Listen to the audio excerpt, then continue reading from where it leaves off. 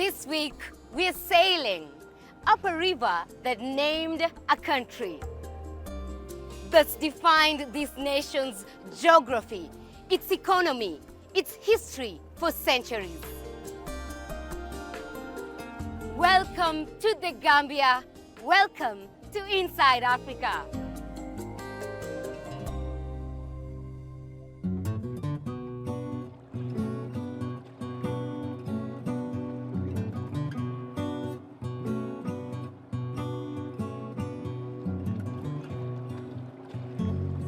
We set out on the Gambia River, just outside the capital, Banjul. The island city became a British military stronghold in 1816. It's situated at the southern mouth of the Gambia River, but the river is so wide, the entire waterway could not be secured, so a fort was built on the other side. After a 2-hour boat ride, we arrive at Fort Bullen, established in 1826.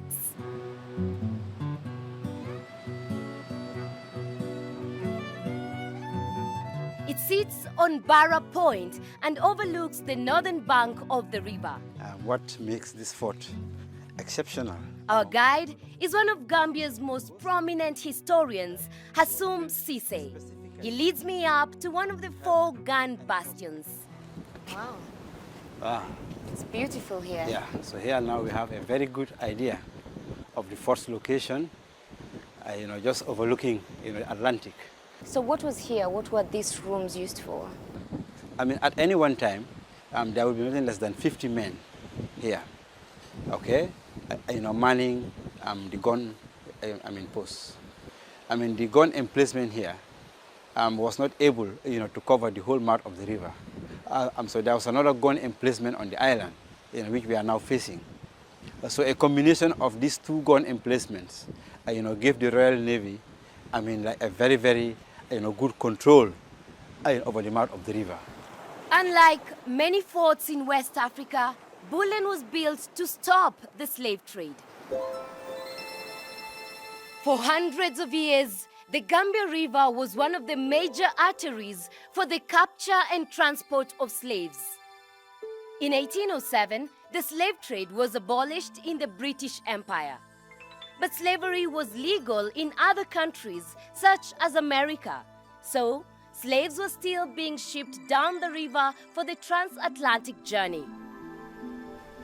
The British Royal Navy dominated the oceans at that time and was responsible for enforcing the ban. Slave ships traveling down the Gambia River were seized.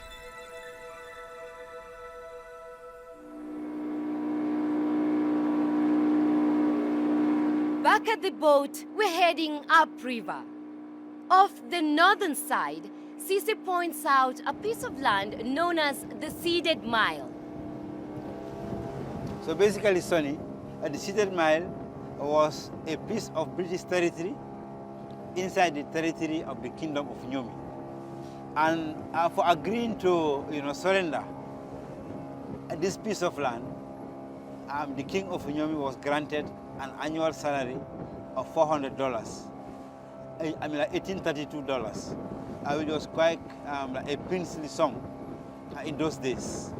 And also the other interesting thing is that this Ceded Mile became like the launch pad, for further British territorial acquisition. It was more than 25 miles long and 1 mile wide. So where are we headed to now? And now we are headed to Kunta Kinte Island, formerly called James Island.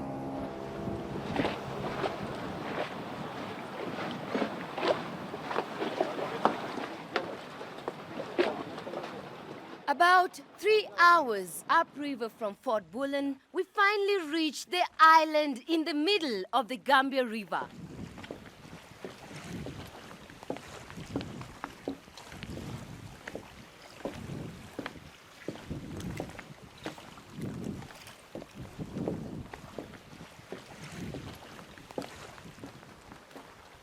So welcome to Kunta Kinte Island, formerly known as James Island.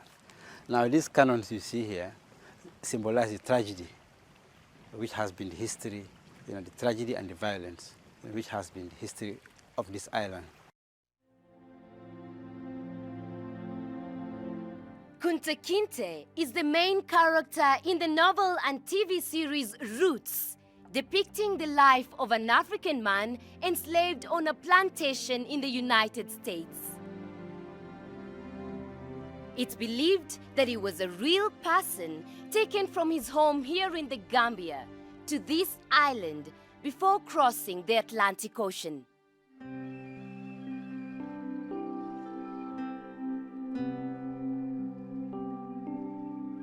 In 2011, the Gambia renamed James Island Kunta Kinte Island. Because of the strategic location of the island, in order to control the trade in slaves, the trade in legitimate goods in the River Gambia, all the major European powers had at one time or the other tried, either successfully or not, to be in control of this island. Could you give us an idea of where we are geographically right now? Well, now we are 26 kilometers from the mouth of the River Gambia, and directly opposite the historic village of Jufure and Albreda. Now, Jufure is the home of Kunta Kinte, and Albreda was one of the major trading centers along the River Gambia.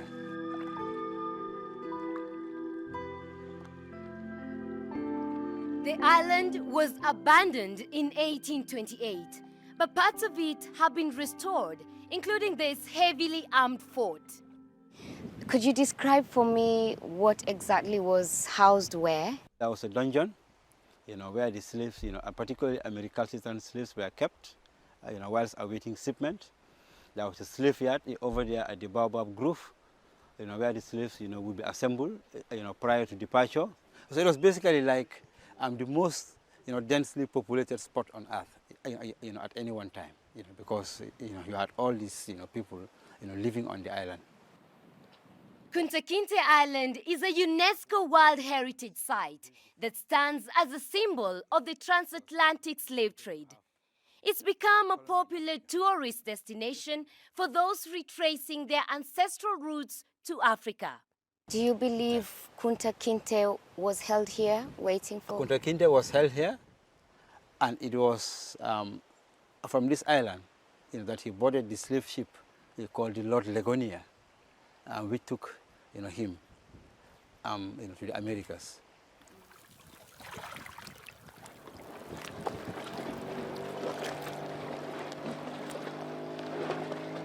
Kunta Kinte's village is not far from here, and that's where we're headed next.